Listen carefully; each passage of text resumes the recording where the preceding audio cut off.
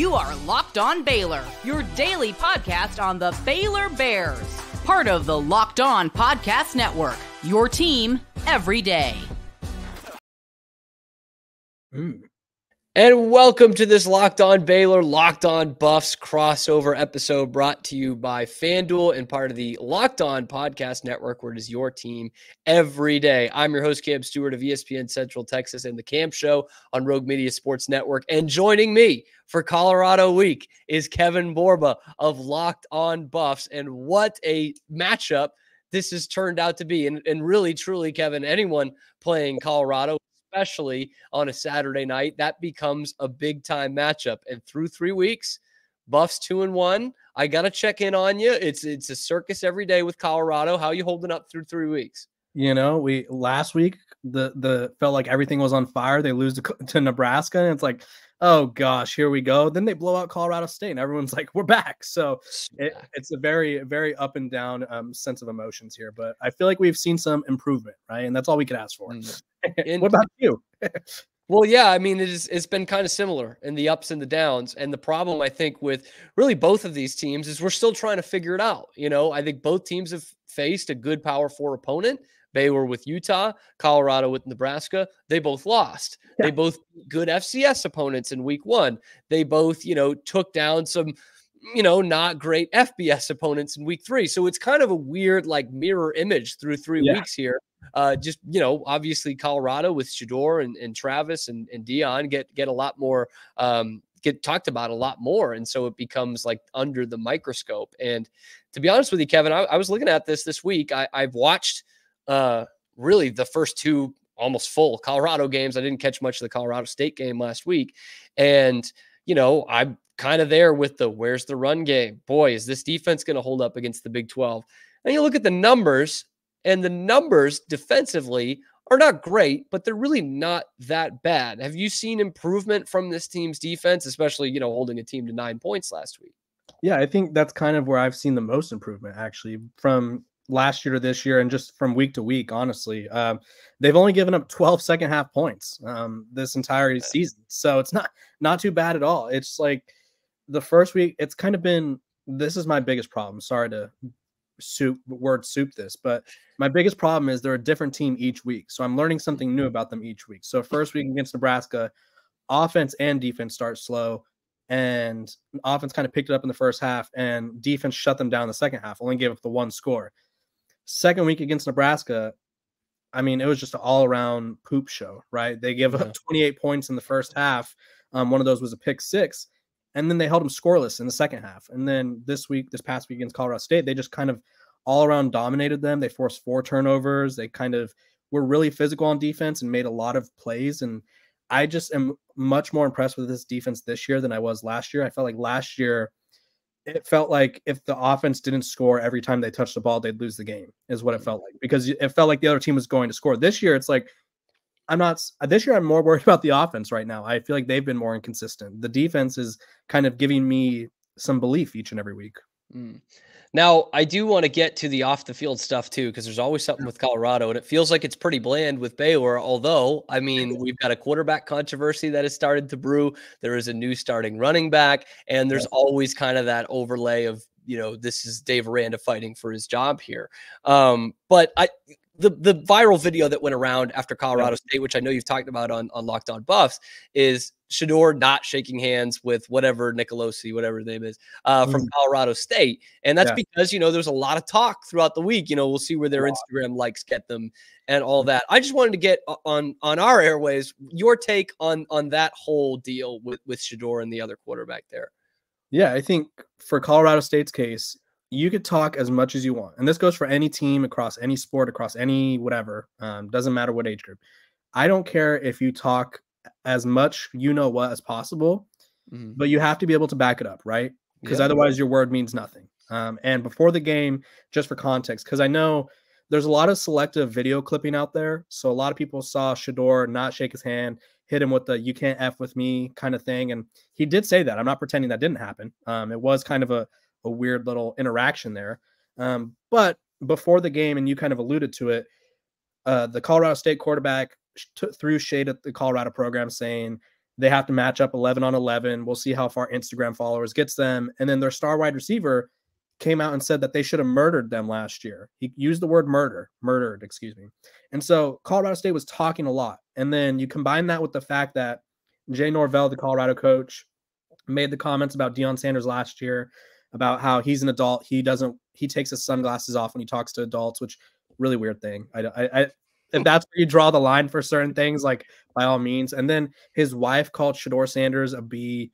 His son took a shot at Travis Hunter being injured last year. So I think it's one of those things where Colorado State and Colorado, the rivals, this particular group of coaches will never be friends. I doubt they'll ever be going out to downtown to get some drinks together. And like I said, if you want to talk, great, but you have to be able to back it up. So people can't get mad that Shedeur Sanders isn't best friends with the guy who's called out him, his family, and his best friend / teammate. So I think it goes both ways, right? If people talk, you have to be able to back it up, and you can't be mad when other people talk back.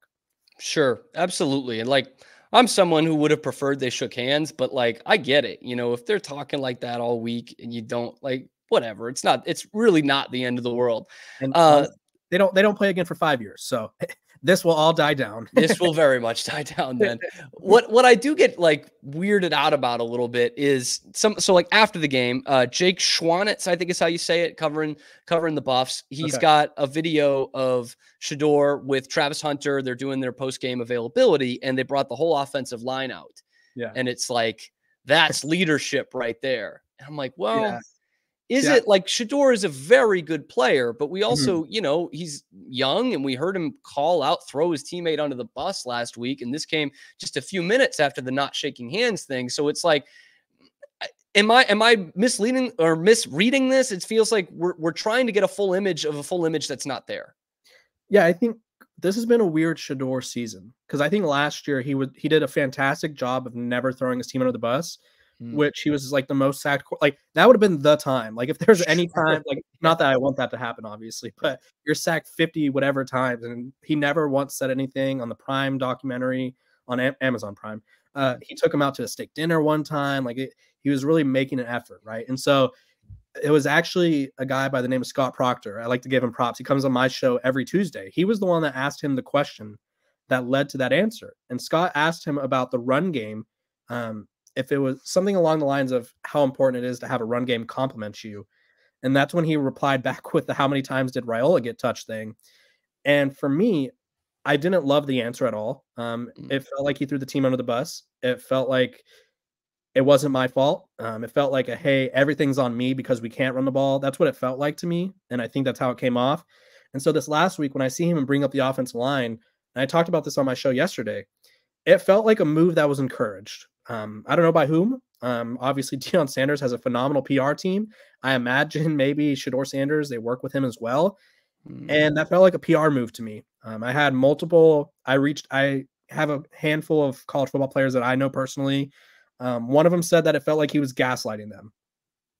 And so it's one of those things where get that. Last week you kind of just said, hey, my team's letting me down, so I have to do everything. And this week it's like, these guys are the true heroes. And it's like, okay. It feels like it becomes like a political campaign at times. I think I admire the effort. It just felt really forced. Well, I'll just put it that way. Like the effort was nice. It was a nice gesture because, I mean, you've been to dozens of games, hundreds of games, right? We're rarely ever talking to offensive linemen after the game. When teams select a player to talk, it's usually whoever led the game in touchdowns or whoever led the game in tackles, right? It's never this guy had 3 pancakes. We're talking to him. Right. When they go, hey, Cam, hey, Kevin, do you have any questions for Jordan Seaton? Everyone's going to go. So nope. I admire the move. It just felt forced. Well, there is, as much as it might look like a political campaign at times for Colorado, they are playing football, and we're playing football this Saturday. So I do want to talk about some football between these two teams coming up right after this. But first, today's episode is brought to you by our friends over at FanDuel. You guys have heard us talk about it a lot. You might know it as America's #1 sports book. Well, We have something a little different for you because now through the end of this week, that's September 22nd on Sunday, all FanDuel customers can bet $5 and get a 3-week free trial of NFL Sunday Ticket from YouTube and YouTube TV. Then with a YouTube TV base plan, you're going to be able to watch every regular season Sunday afternoon out of market game. It saves me every week. All you need is a Google account and a current form of payment, and you can cancel anytime. Just visit FanDuel.com to download America's #1 sportsbook. Once again, that is FanDuel.com.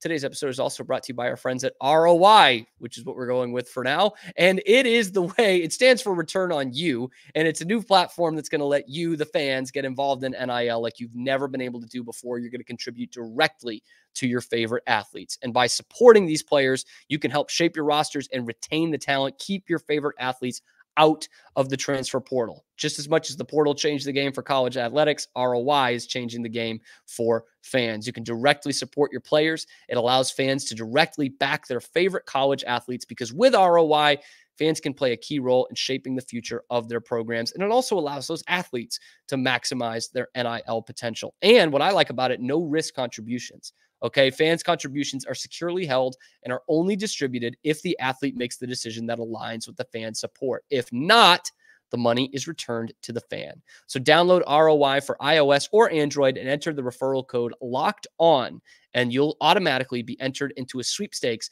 to win $5,000 cash. Just visit joinroi.com for additional details. Get off the sidelines and into the game, the NIL game, with ROI.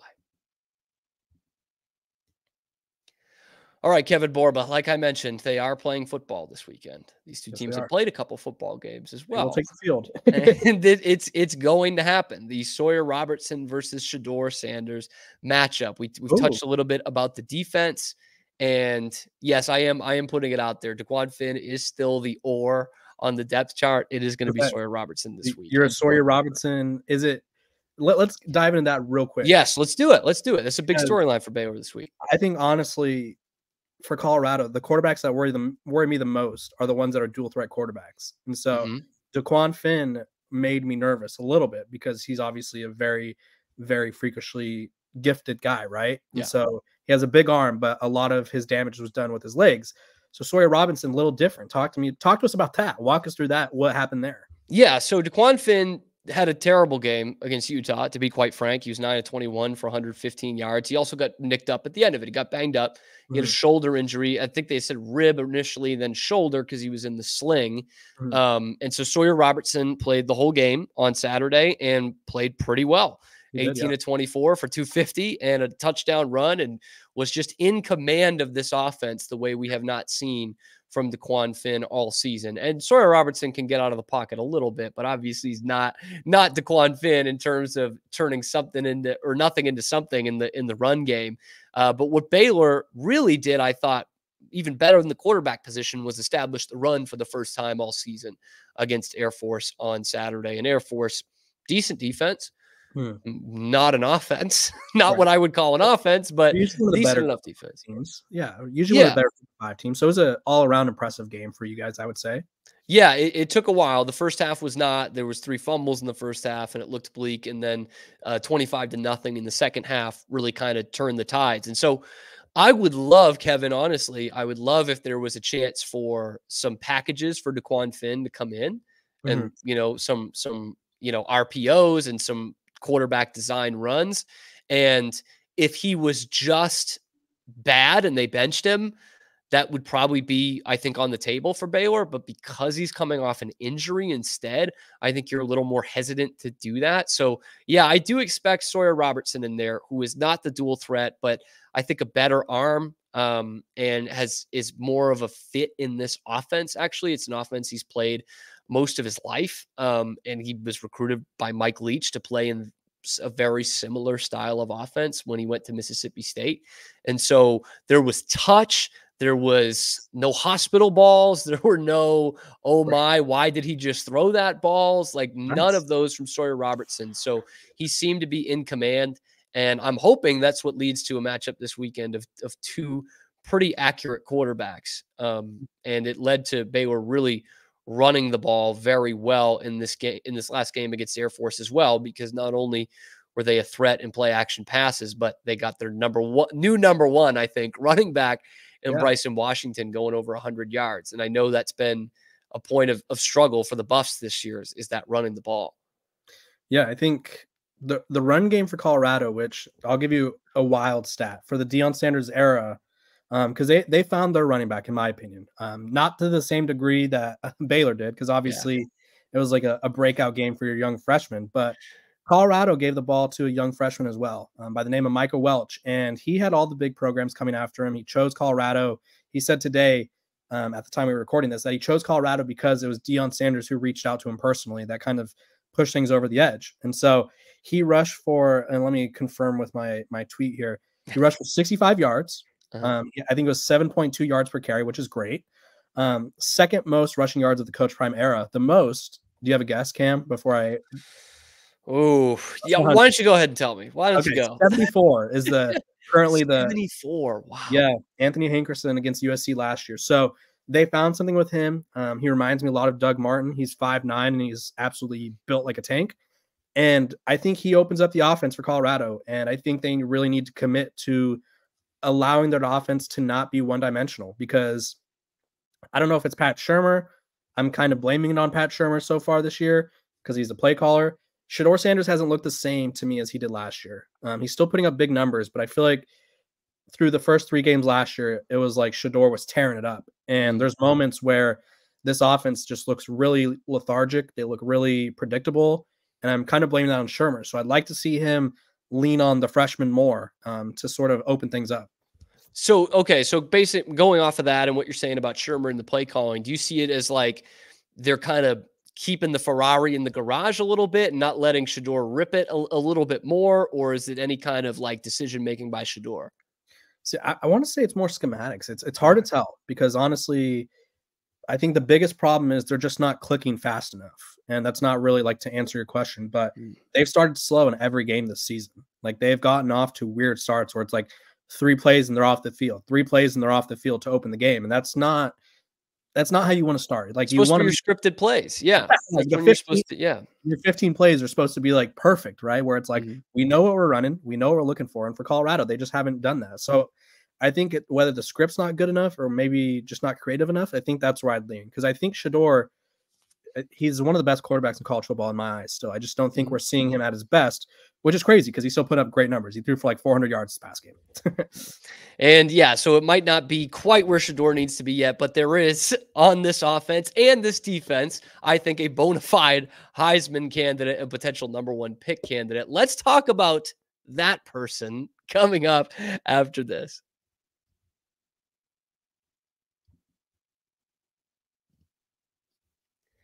And if you are looking to get to this primetime matchup in Boulder on Saturday night, the only place I recommend getting tickets is through Game Time. It's the only place I go to get my tickets because they don't mess around with you. You go in the app and you can see the actual price you are going to pay. It's all in pricing. They're not going to like double up the price on you with the fees. What you see is what you get. And that comes with the seat too. Okay, you could see the panoramic view from your seat before you hit purchase. And a lot of places are doing that. Okay, plus you are backed by the lowest price guarantee, or Game Time's going to credit you 110% of the difference. And it's covered with the most flexible customer service policy in the ticketing industry. So take the guesswork out of buying tickets with Game Time. Download the Game Time app, create an account, use the code LOCKEDONCollege for $20 off your first purchase. Terms do apply. Again, create an account, redeem the code LOCKEDONCollege, COLLEGE at the end for $20 off. Download Game Time today. What time is it? Game Time.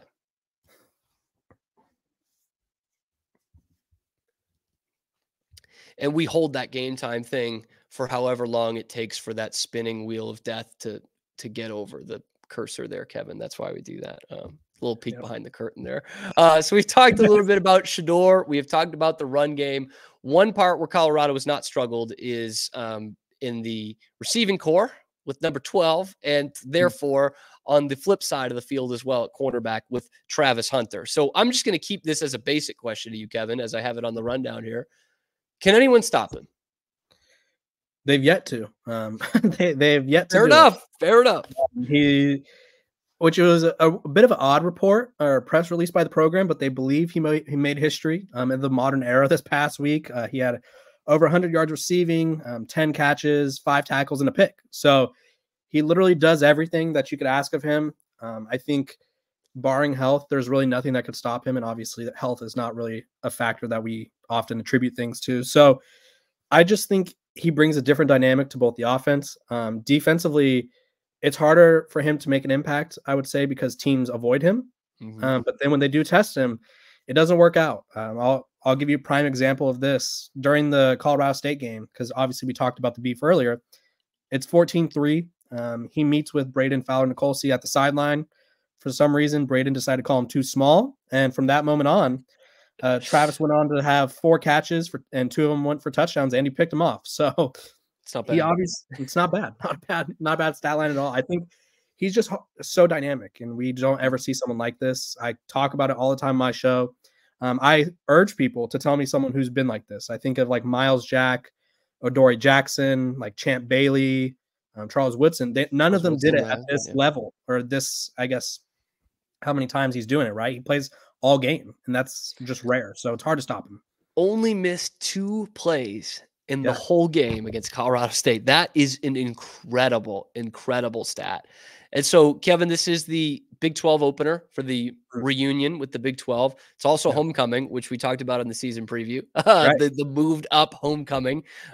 So let me ask you this. If you're going to feel good about a Colorado victory here, because this line is moving and it's tight and we're still waiting to kind of see what both these teams are. But if you're going to see a bust victory Saturday night, what is something that you see they need to take away from Baylor in order for you to feel good?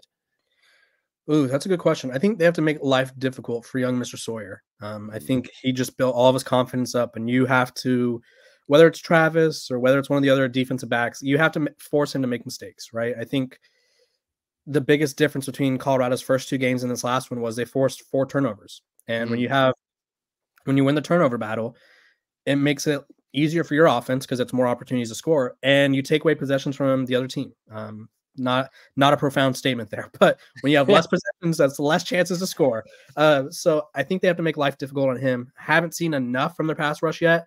And so for me, they need to force him to make mistakes. I know he's a gunslinger, but sometimes those gunslingers, they will throw the occasional, why would you do that ball? Sure. And so we need a few of those. And honestly, they need to get off to a good start. I think if Baylor gets off to a strong enough lead, your defense is one of the best in the country right now in terms of total defense. So it's going to be a rainy game. It's going to be cold. Does that impact the passing game for both teams? I don't know, but you cannot let Baylor decide the game with their defense if they're playing to the best of their ability. And this is absolutely the biggest test for the Baylor defense so far. And a big point I made in yesterday's show, which we kind of just touched on just a little bit there, is these offensive lines. These were both at the bottom of their conferences last year. I know it was a big talking point for us in the season preview. Yeah. And so far through 3 games, it hadn't gotten a lot better. Baylor and Colorado are 13th and 15th, respectively, in sacks allowed in the Big 12. Baylor's allowed 5. Colorado's allowed 8. But on the flip side, neither of them get after the quarterback on the other side, because both these teams only have 4 sacks each, which is in the bottom half of the Big 12. So I don't know, maybe something's got to give there. Yeah, that's kind of the weird thing with this. And I think you could attest to it, because it's like both of these teams, they match up so oddly, where it's like Colorado ranks 9th in the country in passing. Baylor, really good defense. Something's got to give, right? Neither team's going to get pressure on the quarterback. So which quarterback do you trust more in a rainy game to make plays? And it's really weird. Like, I feel like, I don't want to say they're the same team, because they obviously are very different dynamically, but they have a very similar storyline and very similar issues, I guess you could say. And so we're going to find out whose issues are of a lesser degree. And I think that's what will determine the winner. Yeah. And like I said, I mean, this is, I think, the first great test for Baylor and for Colorado in different ways, from what Nebraska tested, obviously, but especially with, Cam Rising being out for half that game against the Bears. That's a different dynamic. It is an absolutely different dynamic. All right, Kevin, before I get you out of here and we wrap up this crossover episode, I cannot let you go without getting a prediction here. We have talked about all the great things about Shedeur and Travis and slight improvements on the offensive line for both teams and the new guys for Baylor with Bryson Washington and Sawyer Robertson. So how does this all come together on Saturday night? I'm going to give Colorado the edge here. I can't believe it, Kev. I know. No, I just think realistically it's homecoming. Not that matters at the college level. This isn't high school, but it's homecoming. They have Travis Hunter, and he's honestly such an X factor to me where it's like he could be a difference in every game, right? When you have someone that can score a touchdown for you on one end and then take away possession on the other, I think that just weighs into it. And I think Colorado's going to build off their momentum. And if they don't, I think that tells me a lot more about this Colorado team that I don't really know yet. Because my biggest question for them is to see if they could build off momentum. They've yet to, 3 games in, they've yet to string together back-to-back wins. They've yet to string together complete performances. So can they replicate what they did against Colorado State? I think they win a close one. I imagine it's going to be sort of a rock fight. I'm calling like a 20-24, 21 game, kind of something like that, where neither offense looks that impressive and the defenses are making more plays. What do you think? Yeah, I'm going to go a little against the grain here, Kevin, okay? Because, look, I think Colorado's got the 2 best skill position players in the game, no doubt, with Shedeur and Travis Hunter. But this isn't basketball. So I'm going team game here. And I actually had a lot of the same thought process as you. I think there's going to be some turnovers in the game, especially with the weather that's expected. And I don't think it's going to be very high scoring. So I have it at 26-21. What'd you have? Do you have 24-21? Is that what you had? Yeah. I think it's pretty close, right? I like to go like a weird number there. 26-21 is what I'm going with. Colorado's problem is they have like a really detrimental kicking problem. So I try to shy away from the weird numbers because that means he has to make kicks. Yeah. And it's been like it's been kind of a weird setup so far because he's 0 of 1 from 30 plus I saw, but he was like 9 of 10 or 9 of 11 from those distances last year. So it's like, it's weird. I don't know.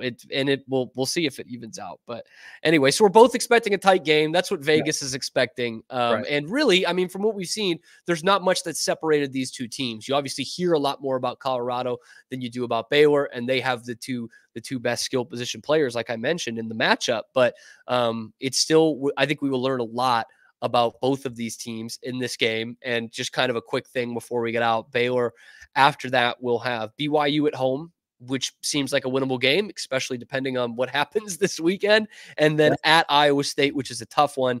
And for Colorado, this is sneaky because they don't have a number next to their name yet, but the next game will be at UCF, and they absolutely should.